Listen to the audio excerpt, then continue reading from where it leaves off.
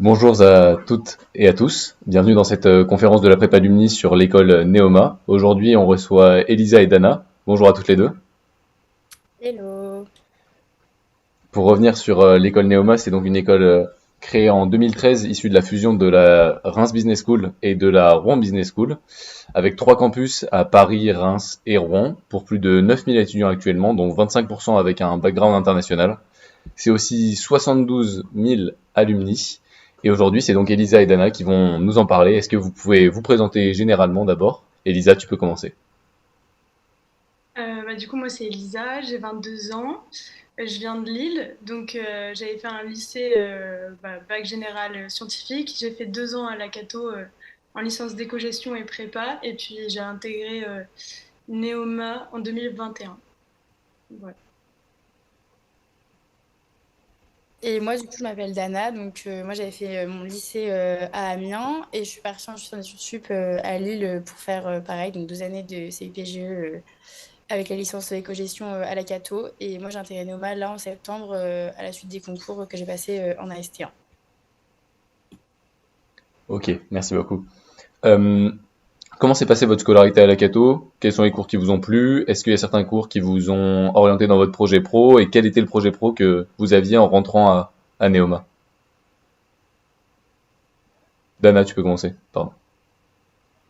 Alors du coup moi la Cato, ce que j'ai bien aimé en fait c'est la diversité des matières qu'on avait parce qu'on étudiait tout aussi bien que ce soit les matières de finance ou après les aspects plus marketing, commerciaux, etc.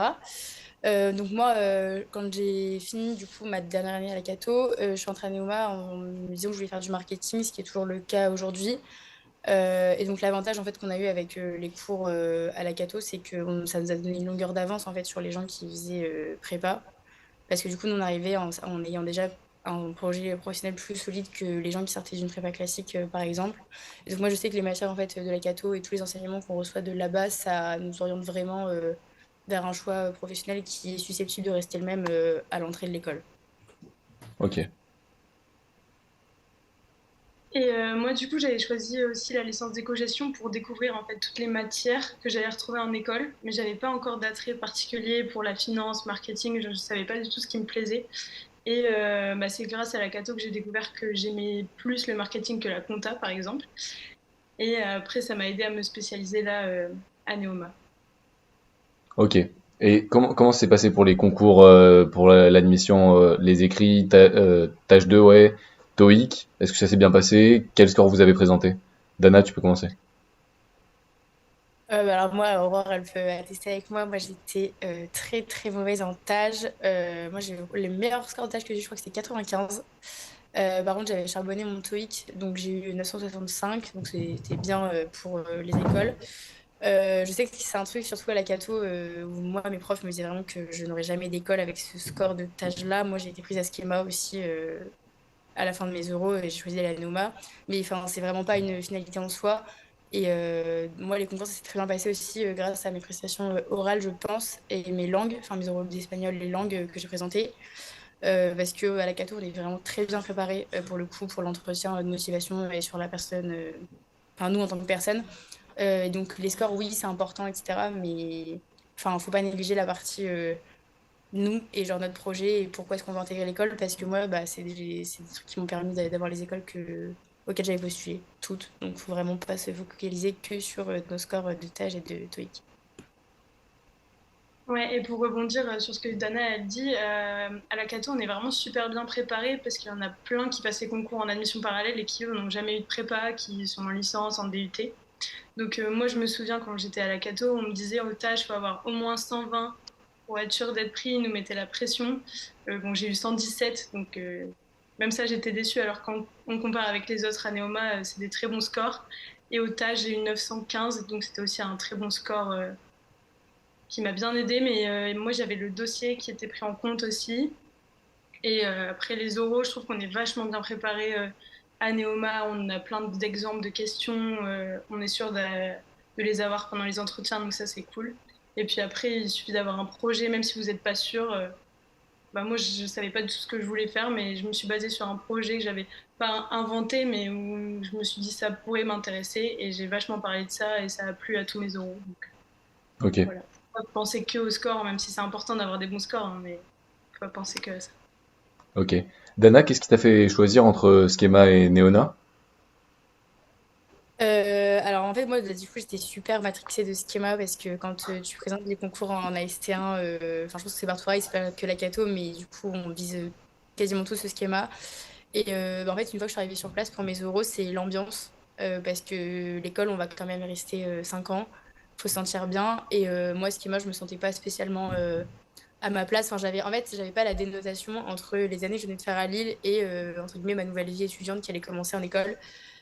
Tandis qu'à Neoma, bah, c'était vraiment, enfin, c'était décuplé, mais fois 1000. Et c'est vraiment la diversité des gens de tous les profils. En fait, on va vraiment rencontrer des gens qui font tout et n'importe quoi. Enfin, c'est vraiment hyper diversifié. Et moi, enfin, je sais que c'était plutôt ça que je recherchais. Et même en termes de. Après, académiquement parlant, les deux écoles, elles se valent. De toute façon, on était tous à fond sur les classements, mais les deux écoles, elles se valent. Mais c'est aussi pour les propositions à l'étranger où enfin, je trouve que Neoma dénote quand même plus que Schema sur les propositions, enfin sans rabaisser Schema ou quoi, mais juste moi je sais que ça m'a plus attiré aussi pour ça. Ok. Petit point sur les oraux maintenant. Comment ça se déroule à Neoma? Quels sont les différents oraux? Où est-ce que vous pensez avoir performé ou moins bien performé? Et comment ils se sont déroulés? Elisa, tu peux commencer s'il te plaît. Ouais, donc moi ça fait assez longtemps, mais du coup Neoma, si je me souviens bien, on avait pas mal de questions sur l'actualité, des faits de culture générale. Moi j'étais un peu surprise, mais ça dépend vachement des jurys parce que j'ai des amis qui n'ont pas eu du tout les mêmes questions que moi. Mais j'avais eu pas mal de questions sur l'actualité et après sur mon projet. Et aussi pas mal sur les assos dans lesquels on se voyait dans l'école, parce que c'est très important à Neoma, les associations, donc bien être au courant des assos qui proposent. Et aussi nous demander notre projet, notre parcours en lien avec les masters proposés à Neoma ou les cours qui pourraient nous intéresser. Donc moi, je sais que ça s'était bien passé. Et aussi parce qu'il y a pas mal de questions où j'étais assez surprise, mais bah, je me suis débrouillée. J'ai pas voulu dire je ne sais pas. J'ai trouvé quelques idées et ça a bien plu au jury. Du coup, voilà. Et moi pour mes oraux, c'est pareil, enfin, j'avais eu beaucoup enfin beaucoup, c'était quand même assez basé sur l'actualité, mais c'était aussi en fait savoir justifier ce que nous en fait il faut s'être vraiment renseigné sur l'école avant d'aller en entretien. Parce que le but, c'est de montrer que vous avez votre place là-bas et que, en fait, à la fin, en tant qu'alumni et tout, vous allez être une plus-value pour l'école. Et mais ça, en vrai, ça vaut pour tout. Mais c'est montrer que bah, vous, en tant que pas encore, vous n'êtes pas encore étudiant dans l'école, vous avez votre place à y être. Et donc, oui, ça passe par se renseigner sur les assos qu'on voudrait intégrer, savoir un petit peu, genre, même si on n'a pas trop d'idées de son projet pro, bah, je sais qu'il propose ce master-ci, ce master-là. Enfin, justifier le fait qu'on est renseigné sur l'école et que donc on est intéressé par l'école, c'est important et c'est quelque chose que les jurys, ils aiment bien. Après, ouais, les questions d'actualité, même toutes les questions qu'on voyait en prépa, enfin, c'est les trucs bateaux, mais si t'étais un animal, tu serais quoi? Enfin, les trucs comme ça, vous allez forcément en avoir. Et ils aiment bien quand on sait répondre à ça. Donc, enfin, ça a fait la différence avec des gens qui n'ont pas préparé l'oral et qui savent pas répondre. Ok. Et donc ça c'est pour l'entretien de motivation. Par rapport aux oraux de langue, comment ça se passe? Lesquels vous avez présentés? Et est-ce que vous pensez avoir réussi? Et si oui, comment vous avez réussi? Alors moi, je sais plus si on avait possibilité de présenter la LV2. Moi, je sais que j'ai pas présenté, enfin, j'ai présenté que l'anglais. Moi, j'avais une bonne note, j'avais eu 17. Et c'était vraiment très chill. Enfin, en fait, on est dans une salle avec un jury et ça a vraiment parlé de vous. Enfin, c'est pas du tout un sujet qui est enfin, une problématique à laquelle vous devez répondre. C'est vraiment le jury va vous poser des questions sur vous, ce que vous aimez faire, vos études. Enfin, c'est pareil, en gros les thèmes, les thématiques, ça va être vous, où est-ce que vous avez grandi, vos études, vos hobbies, ce que vous aimez faire. Et après, en général, si ça rame un peu et que vous êtes un peu à court, ils vont vous poser des questions sur l'environnement, une actualité mais vraiment qui date 2 jours avant, enfin un truc que vous êtes vraiment censé être au courant. Enfin moi c'était vraiment pas piégeux et c'était pas du tout glissant et c'était vraiment, enfin c'était juste un échange et c'était plaisant de parler avec elle parce qu'elle va jamais vous reprendre quand vous parlez si vous avez fait une faute ou quoi. C'était vraiment détente. Ouais, l'oral d'anglais, c'est limite la partie où on se relâche parce qu'on n'a pas besoin de trop réfléchir. C'est une question, enfin des questions très simples. Et bah, c'est tout ça, hein, c'est des questions bateaux. Même sur l'actualité, ils vont peut-être demander bah, quelle actualité as-tu envie de nous faire part. Ils vont même pas nous en donner une. Ils veulent vraiment pas nous mettre dans de mauvaises positions. Donc franchement, c'est très chill. Ok. Donc globalement, avec la préparation de la Cato en anglais, c'était bon quoi. Ouais. Ok, et c'est plutôt un deuxième entretien de motivation qu'un entretien d'actualité, comment on les prépare? Oui, c'est motivation et aussi pour ouais, se présenter soi. Donc, c'est pas forcément que parler de l'école pendant l'oral, hein. C'est pour qu'ils apprennent à nous connaître de façon simple. Mais il n'y a pas du tout de questions pièges comme on pourrait avoir en entretien. Ouais, Ok, en termes de langue, c'est vraiment juste voir si vous savez, enfin, si vous savez parler des choses bateau sur vous et si vous avez à répondre un peu du tac au tac. En bas, vous mettez, enfin, faut pas mettre 10 minutes à savoir parler d'un sujet qui est censé vous tenir à cœur. C'est juste, enfin, en termes de langue, vraiment, c'est juste voir si vous êtes capable de faire des phrases simples, sans faute et construites sur des sujets qui vous êtes censé connaître par cœur vu que c'est vous. ok. Bien, merci. Puis je vais passer la parole à Victor pour les prochaines questions. Oui, je prends le relais et je vais vous poser une question à propos de vos débuts. En arrivant à Neoma, est-ce que vous avez senti une différence entre les personnes qui arrivaient de prépa et les personnes qui venaient d'AST? Bah moi je veux bien enfin commencer à répondre mais du coup oui mais pour le coup enfin moi j'avais vraiment la pression de me dire il y a des gens qui rentrent en ayant fait une prépa et moi j'ai fait AST enfin vraiment quand vous arrivez en vrai vous êtes vraiment les fraudes du système il y a des gens ça fait 2 ans et qui try hard et nous on est un peu en AST en mode cool mais on a vraiment enfin je trouve un avantage parce que les gens qui sortent de prépa ils ont très peu d'expérience professionnelle. Les matières qu'ils commencent à étudier, bah, ils commencent vraiment à les étudier, alors que vous, bon, moi, j'étais pas forte, hein, mais ça faisait quand même 2 ans que j'avais de la compta, même si je suis nulle, bah, je savais quand même ce que c'était. Enfin, en fait, on a l'avantage de l'expérience, que ce soit en cours, mais aussi professionnellement parlant, avec les stages et enfin, toutes les activités qu'on a pu faire en étant en licence. Et du coup, oui, la différence, elle se ressent, mais enfin, moi, je l'ai plutôt perçue dans un sens positif que négatif. Ouais. Moi, j'ai pas forcément trop ressenti de différence non plus.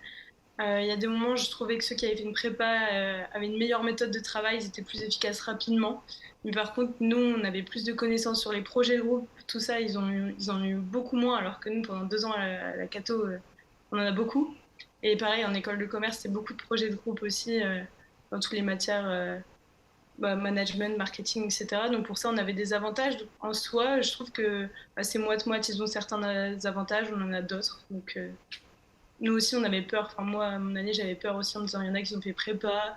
On se fait toujours vanner quand on arrive parce qu'on n'a pas fait 2 ans de prépa, mais au final, on est tous au même niveau pendant notre parcours. Très bien. Mais je vais vous poser maintenant une question concernant les associations. J'aimerais savoir si vous faites partie d'une association et si vous pouvez décrire la vie associative à Neoma. Elisa, si tu veux commencer, peut-être. Alors moi, du coup, j'ai listé, j'étais au BDX, donc à Neoma, on a la chance d'avoir un bureau des sports extrêmes, donc très sympa, il n'y a pas toutes les écoles ont ça, et on organise du coup un voyage de ski, du surf, on a fait un saut à élastique, et puis listé, c'est vraiment une super expérience.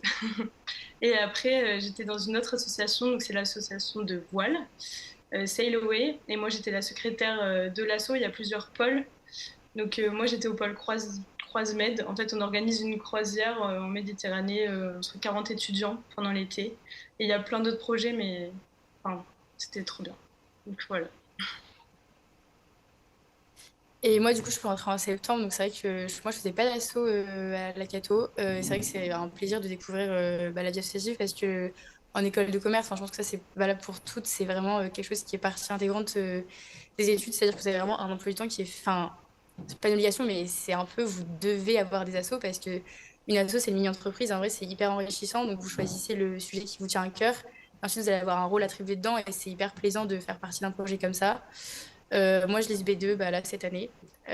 Du coup, enfin ça, c'est pareil, c'est hyper enrichissant. Ça en apprend vraiment sur bah, les valeurs humaines, mais c'est hyper professionnalisant aussi. Et on pourrait se dire que c'est vraiment un truc, juste la team qui fait la fête, mais en vrai, enfin, par exemple, pour les entreprises, des stages et tout, bah, les recruteurs, ils savent ce que c'est un truc assez répandu dans les écoles de commerce. Et en vrai, ils savent que c'est professionnalisant. Donc, si vous avez l'occasion de faire ça, c'est hyper bien.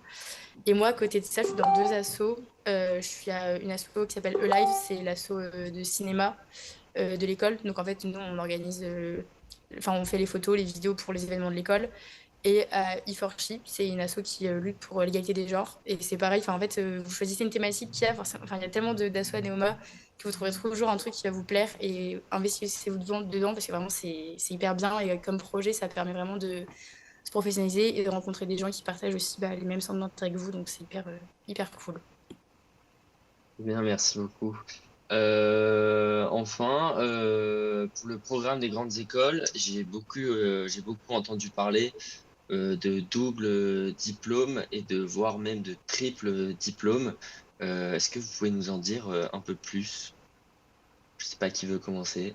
Alors, pour les doubles diplômes, triple diplômes, Neoma, il y en a vraiment beaucoup. Et en fait, il y a plein de formations possibles, donc expliquer ça rapidement en call, là, c'est plus difficile, mais vous avez la possibilité d'avoir des doubles diplômes à l'étranger. Peu importe le thème, ça peut être juste management en Irlande. Là, il y a un parcours aussi business analytics aux États-Unis. Il y a finance. Il y a vraiment plein d'options. Donc, je ne sais même pas comment expliquer, mais il y a des parcours. Il y a les parcours courts et les parcours longs à Neoma. Donc, ça, je ne sais pas si vous savez aussi comment ça fonctionne. On peut faire un master en 2 ans ou en 3 ans. Il y en a qui vont spécialiser directement en M1 en audit finance. Il y en a qui vont spécialiser en double diplôme qu'à partir du M2. Donc, il y a vraiment énormément d'options possibles. Je ne sais pas, Dana, si tu veux compléter. Moi, c'est aussi ça qui m'avait plu, c'est qu'en fait, c'est vraiment à la carte. C'est-à-dire que, enfin, moi, par exemple, là, je suis à Reims. Si j'ai envie de faire un double master et en rajouter une spécialité en Champagne, je peux le faire. En fait, vous prenez vraiment genre tout ce que vous aimez dans les cours et vous pouvez les mélanger. Et vous avez genre un double ou un triple diplôme à la fin. Et pour l'étranger, c'est pareil. En fait, il y a vraiment, enfin, les grosses matières, le truc assez commun, genre le truc de finance, le management et tout, ça se fait vraiment quasiment partout. Il faut vraiment avoir une spé très spécifique pour que ça soit disponible que dans certains campus partenaires, etc. Mais relativement, vous pouvez vraiment faire tout ce que vous voulez, le mélanger et le faire où vous voulez. Enfin, c'est ça qui est hyper pratique, c'est que vous allez avoir l'enrichissement avec les connaissances de cours, parce que vous allez mélanger plein de trucs qui ont un rapport ou pas forcément, et ça, c'est vraiment à vous de décider. Et puis, vous l'étudiez là où vous voulez aussi. Donc, pareil, ça pour la langue et la découverte culturelle, c'est hyper enrichissant aussi. Enfin, c'est vraiment, vous faites ce que vous voulez pour les diplômes et tout. Enfin, vous êtes maître de votre parcours. Et ça, c'est hyper bien parce qu'en fait, en sortie d'études, du coup, il y a très peu de chances que vous vous retrouviez en concurrence face à quelqu'un qui a fait la même chose que vous parce que c'est quasiment impossible. Avec tous les choix qui sont possibles de faire, c'est impossible de se retrouver avec quelqu'un qui a fait exactement la même chose que vous. Et puis même si à un moment vous dites le commerce c'est moins pour moi, j'aimerais bien me spécialiser dans d'autres choses. Ils ont des partenaires en double diplôme avec l'IRIS, en géopolitique, en RH, en droit, en ingénieur aussi. Donc il y a vraiment plein d'options possibles quand on arrive en master. D'accord. Avant de poser ma dernière question, j'invite les personnes qui se posent des questions à les poser tout simplement dans le chat pour qu'on puisse y répondre. Et ma dernière question concernera les stages. J'aimerais savoir quel stage vous avez fait à Neoma et peut-être la profession, le secteur vers lequel vous souhaitez vous diriger. Je sais pas qui veut commencer, Elisa, peut-être. Moi, du coup, ma première année, en fait, j'ai pas expliqué, mais moi, je suis en parcours international à Neoma. Donc, ça s'appelle le Global 2 maintenant. Donc, en fait, j'avais obligation de faire des stages à l'étranger. Donc, mon premier stage, je l'ai fait à Majorque pendant 3 mois en relation client dans un hôtel. Donc, je devais faire des réunions, faire des ventes, etc. Après, j'ai fait une année de césure où j'ai fait 6 mois de stage chez Auchan en assistante chef de marque, du coup en marketing. Et puis là, je suis à mon dernier stage de césure de 6 mois. Je suis en étude de marché dans une start-up à Barcelone. Donc, comme vous voyez, on peut partir un peu partout et c'est sympa. Et moi, du coup, comme je suis rentrée qu'en septembre à Noma, j'ai pas encore eu l'occasion d'expérimenter les stages là-bas. Après, enfin, je trouve qu'on est quand même bien accompagné. Tout au long de l'année, en fait, vous allez avoir des dispositifs pour parler avec des alumni, mais vraiment plus âgés, enfin déjà actifs dans la vie professionnelle. Et ça nous aide beaucoup, je pense, à trouver des stages parce que c'est vraiment des gens qu'on peut contacter, mais n'importe quand, n'importe quelle heure, comme vous voulez. Et eux, en fait, ils vont vous donner tous les contacts qu'ils ont. Enfin, moi, par exemple, je sais que je cherche un stage là, en fin d'année, on a un stage de 3 mois à faire. Je sais que je peux appeler ces gens-là et eux, enfin, soit ils sont dans une entreprise qui est susceptible de pouvoir m'accueillir, soit ils vont me rediriger vers des connaissances que eux, ils ont et qui seraient susceptibles de me prendre en stage. Enfin, on est quand même bien accompagné pour les stages, je trouve, pour l'instant, en n'ayant même pas encore commencé. Donc, je trouve que sur ça, ça va. Ok, et c'est quoi à peu près le pourcentage de gens qui font une année de césure? C'est énorme. Ouais. Enfin, nous, c'est... Il y a très peu de personnes qui n'en font pas. Il doit y avoir peut-être qu'une seule classe au final. En fait, ça dépend du parcours que tu choisis. Enfin, nous, là, par exemple, je sais qu'on a dû faire nos choix de spé là. Mais enfin, je vais pas tous les énumérer parce que c'est super long. Mais en fait, les deux seuls parcours qui partent pas, c'est les gens qui vont faire un PEA. Donc, c'est un parcours associatif entrepreneurial. Donc, c'est soit tu développes ta boîte grâce à l'incubateur de Neoma, soit tu t'investis dans une association et donc tu ne pars pas. Soit c'est un parcours très précis en finance qui fait que tu peux pas partir. Mais en fait, sinon, dans tous les cas, l'internationalité, c'est un critère enfin, pour être diplômé Neoma. On est obligé d'être parti. Donc en fait, dans tous les cas, vous allez pouvoir partir quand vous voulez. Puis le parcours, du coup, enfin, donc c'est pour ça que tout le monde en prend, parce que à n'importe quel moment, peu importe le parcours qu'on prend, il y a forcément au minimum 6 mois à l'international. Et pour les parcours, du coup, Elisa, tu peux nous parler un peu de ton parcours international que tu as mentionné, s'il te plaît? Ouais. Du coup, moi, je suis en global tout. Donc, en fait, les 2 premières années, donc licence 3 et M1, il faut faire la moitié sur le campus en France et l'autre moitié à l'étranger. Donc, ma première année, j'ai fait un semestre en Suède. Et, après, j'ai fait l'année dernière mon Suède au Mexique. Donc, il faut savoir que Neoma a un nombre de partenaires vraiment énorme. Il y avait plein de possibilités. Moi, dans mon parcours, on n'était pas beaucoup parce que ils prennent les 30 premiers, enfin, à mon année, ils prenaient les 30 premiers des concours qu'on faisait en AST. Et en prépa, ils rassemblaient les 30. Et du coup, on est obligé de faire enfin deux Erasmus, pardon, sur deux continents différents. Donc c'est pour ça que j'ai dû changer de continent entre la Suède et le Mexique. Et là, après, j'ai négocié parce qu'ils voulaient que je fasse mon deuxième stage de 6 mois sur le même continent que le Mexique, mais c'est pas toujours facile de trouver. Donc maintenant, ils sont plus ouverts aux options. Donc c'est pour ça qu'actuellement, là, je suis à Barcelone pour mon stage. Mais il y a plein de possibilités. En fait, il existe plein de globales. Moi, c'était Global 2 où on part dès la première année. Et après, vous avez des globales data, par exemple, où tu pars en M1 dans une université qui va être plus spécialisée dans le data. Il y a des globales RSE où tu pars à l'étranger, pareil, pour te spécialiser dans ce domaine-là. Donc, il y a vraiment plein de possibilités à l'étranger avec Neoma, en fait. Et ça s'appelle les parcours immersifs parce qu'ils n'ont pas d'école partenaires, on va dire, à l'étranger. Enfin, pas d'école Néoma, pas de campus, mais ils ont plein d'options et on se retrouve avec plein d'étudiants étrangers. Donc, je trouve ça encore mieux pour apprendre les langues, etc. Tu recommanderais Global 2 à quelqu'un qui arrive à Neoma, là, de la Cato? Ouais, moi 100%. Après, il faut prendre en compte que du coup, dès la première année, on part. Donc, par exemple, Neoma, il y a le challenge, c'est un énorme événement contre d'autres écoles sportives.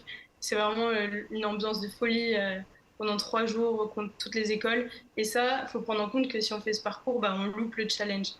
Et des fois, quand on dirait que c'est rien, mais quand on arrive en septembre à Neoma, on est tout de suite mis dans le bain des chansons vert et blanc. Ou... Enfin, Reims, c'est pas pareil, mais on est mis dans le bain de cette ambiance et on se dit, bon, peut-être que je vais louper l'ambiance associative, mais moi, par exemple, j'ai pu lister et être secrétaire dans mon asso et m'investir de mon côté. Donc, franchement, moi, je le recommande à 100%.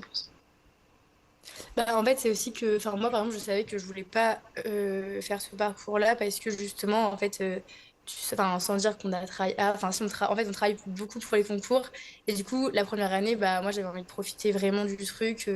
Enfin, moi, je suis à Reims et du coup, d'être vraiment posée à Reims et de faire ma liste, mes assos et tout. Et c'est vrai que, enfin, c'est vraiment une ambiance. Enfin, c'est aussi ce que je disais tout à l'heure et c'est un peu ça qui m'avait moi poussée à choisir Noma parce que c'est vraiment une ambiance. Enfin, il y a toujours de la musique, il y a toujours des gens qui chantent. Enfin, c'est vraiment hyper cohésionné dans l'école. Et enfin, le challenge, là, c'est un événement, mais c'est avec les écoles de la deuxième partie du top 10. Et c'est vraiment un truc où tout le monde se rejoint, tout le monde fait du sport, tout le monde chante. Et c'est vraiment un truc qui est énorme. Enfin, nous, dès septembre, on nous bassine avec ça, alors que c'est en avril. Mais c'est un truc que tous les étudiants attendent. Après, bah, c'est vrai que du coup, comme on disait avec Elisa avant, il y a tellement de parcours. Moi, je sais que là, je vais faire un parcours long. Donc en septembre prochain, je suis à Neoma et après j'enchaîne sur un an où je fais 6 mois de stage en France ou à l'étranger et ensuite 6 mois d'échange. Et ensuite je reviens à Reims. Enfin, on a vraiment la possibilité d'aller partout à n'importe quel moment. Donc faut pas, enfin, c'est vraiment en fonction des goûts et des couleurs de chacun, mais il faut pas se restreindre par rapport à ce parcours-là ou ce parcours-là parce qu'en général tu peux faire sensiblement la même chose juste à des dates différentes, quoi. Ok. Et enfin, sur les débouchés professionnels, vous avez l'impression que Neoma pousse vers quel quel secteur, quel domaine, quelle est la spécialité un peu de l'école et vers où vont les gens qui sortent, s'il y a une spécialité plus demandée que les autres. Alors, moi, de mon côté, j'ai pas vraiment vu de grosses spécificités, à part, on va dire, l'audit, parce qu'il y a un gros partenariat avec EY.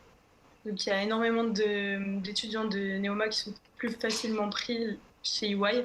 Mais peu importe, hein. Moi, j'ai fait mes stages en marketing ou en analyse de données et bah, j'ai jamais eu de problème non plus pour trouver. Donc, j'ai pas forcément la réponse à cette question. J'avais surtout vu l'audit qui se détachait avant d'entrer à Neoma, alors que ça m'intéressait pas. Mais c'est pas pour autant que si on veut faire une autre spécialité, ça va nous bloquer. Ouais, non, moi non plus, j'ai pas. Là, comme ça, il n'y a rien qui me saute aux yeux. Enfin, je trouve que tout se vaut et les gens sont assez bien répartis. Enfin, chacun va dans. Enfin, il n'y a pas une filière qui est délaissée comparée à une autre. Enfin, je trouve que ça se mélange bien. On n'a pas vraiment de trucs qui ressortent. Mais oui, comme tu dis, l'audit, pour le coup, enfin, avant d'entrer à l'école, on sait déjà qu'il y a un gros partenariat. Donc, à la limite, ça, mais pour le reste, c'est assez bien étalé. Ok, merci beaucoup. Et puis, pour finir, si vous aviez un mot de la fin, un conseil à donner à nos chers collègues de la Cato qui préparent le concours de Neoma, quel serait-il? Bah, pour moi, c'est vraiment. Enfin, je reviens sur ça, mais vous focalisez pas sur vos scores de TAGE et TOEIC. Enfin, c'est important et tout, mais bossez vraiment vos euros parce qu'il y a beaucoup de gens qui avaient tendance à délaisser la préparation de l'oral pour réviser à balle le TAGE et le TOEIC. Mais enfin, vous pouvez avoir Schema avec 95 au TAGE, tout comme vous pouvez rater Neoma en ayant 140 au TAGE 2 et 985 au TOEIC parce que vous êtes nul et vous savez pas vous vendre. Donc, enfin, faut trouver le juste milieu et arrêter de regarder toujours ce que font vos copains, les notes de tout le monde. Enfin, c'est vous qui allez rentrer dans l'école, c'est pas les autres. Donc, concentrez-vous sur ce que vous faites et le projet que vous voulez présenter parce que c'est ça qui ressortira quand vous serez assis devant les jurys. Donc, faut se concentrer sur ça. Ouais, et aussi, moi, je voulais rajouter que dites-vous pas, ah, je veux telle école avant de passer les oraux, parce que souvent, tout change pendant les oraux. Moi, mes 2 ans à la Cato, je voulais Grenoble. Et arrivé à Grenoble, j'ai pas du tout aimé l'ambiance, par exemple, mais c'est vraiment mon ressenti.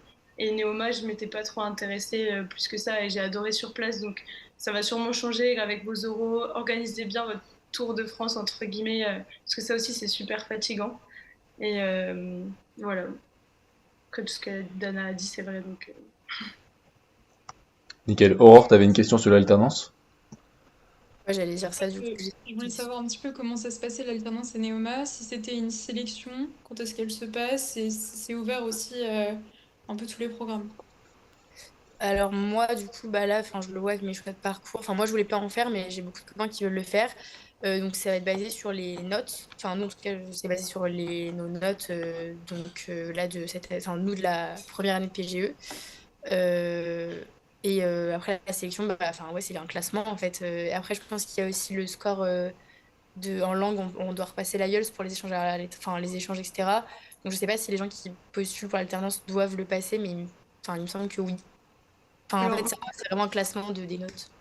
ça dépend parce que l'alternance, tu peux la commencer en M1 ou en M2. Ouais. Il y en a beaucoup qui commencent en M2. Donc, moi, c'était la sélection, c'était il y a un mois. Et il y a vraiment plein de possibilités. Il y a les grands thèmes de management, marketing et finance. Et en fait, ils proposent ces Master 2 en alternance sur leur campus de Paris. C'est plus les masters qui vont être spécialisés. J'ai plus les noms exacts, mais il y avait data marketing par exemple en alternance sur le campus de Paris. Après, si vous voulez rester plus global, vous pouvez faire l'alternance juste marketing sur les campus de Rouen ou Reims par exemple. Mais l'alternance, les sélections, nous, dans notre cas, c'était le dernier semestre à Neoma. Parce que quand on fait un parcours long, on ne peut pas comparer ceux qui ont fait un semestre en échange au Mexique, aux États-Unis, en France, c'est pas du tout les mêmes façons, enfin les mêmes critères. Du coup, en M2, en tout cas, ils se basent sur le dernier semestre réalisé sur le campus. Ok, merci beaucoup. Eh bien, merci beaucoup pour... Ouais, Aurore? J'avais juste une autre question. Est-ce qu'il y a des tracks particuliers ou des spécialités en L3 que vous pouvez choisir? Alors déjà, oui, tu peux choisir de faire tes cours en anglais ou en français. Moi, je suis en French track, donc c'est-à-dire qu'au premier semestre, j'avais tous mes cours en français. Là, déjà, dès le deuxième semestre, même si je suis en French track, j'ai des matières... Enfin, j'ai l'économie... Enfin, au premier semestre, en fait, même si tu es en French track, tu as l'économie en anglais. Au deuxième semestre, tu conserves l'économie en anglais et une autre matière qui s'ajoute en anglais, donc ça nous fait 2 matières sur 5 en anglais. Et après, tu peux choisir le parcours où tu es en English track, et donc là, c'est tous tes cours qui sont en anglais, sauf au premier semestre, le droit et la compta. Ça reste en français. Mais sinon, du coup, ouais, c'est un choix de langue. Après, de spécialité vraiment précise, non. Du coup, moi, pareil, j'avais pris French Track en première année, mais en deuxième année, j'ai voulu changer. Donc, j'avais fait un échange, je me suis dit, bah, autant passer tous mes cours en anglais, et ça aussi, c'est possible si jamais vous n'êtes pas sûr. J'ai fait ma L3 en French Track et mon M1 en English Track. Et pour les spécialités, en fait, en L3, du coup, moi, c'était le parcours global qui me faisait partir dès janvier, mais sinon, il n'y avait pas plus de spécificité que ça.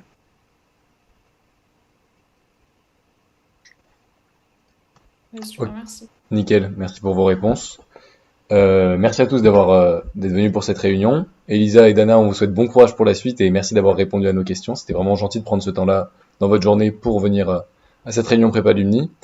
Vous autres, on vous retrouve jeudi pour notre prochaine talk. Donc ce sera jeudi à 19h. Voilà, on vous attend nombreux. Merci à vous deux et bonne continuation et bon courage à ceux qui préparent les concours cette année. Au revoir.